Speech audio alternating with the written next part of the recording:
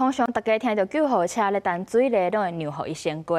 毋过伫咧新庄，煞有一台救护车要过红灯的时，去互一台乌多摆弄着。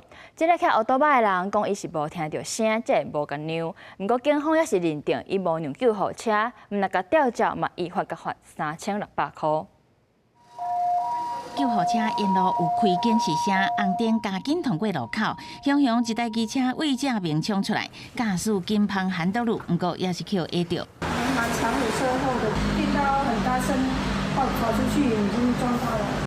救护车身后弄一个猫气，机车完了受损，车祸现场伫新北市新庄区，一台民间救护车进前接到患者，状况危急，甲人送医，煞伫新树路甲民安路口告病进前出代志。双方酒测值为0。 其事未必让救护车依《道路交通管理处罚条例》第45条第2项举发。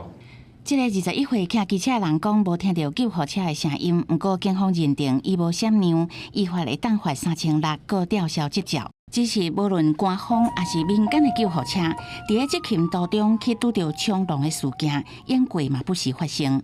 我相信只要有听到有什么的，他一定会避让。 但问题就是出这些事情，你看到这些人下来，第一句话就是 OK， 第一句话就是我没看到，第二句话就是我没听到。面对这种事故，第一线救护人员点出，那闪让的观念，也甲驾驶的训练拢爱搁加强。目前道路设计互紧急车辆通行嘛无够好，建议拢爱做检讨。记者采访报道。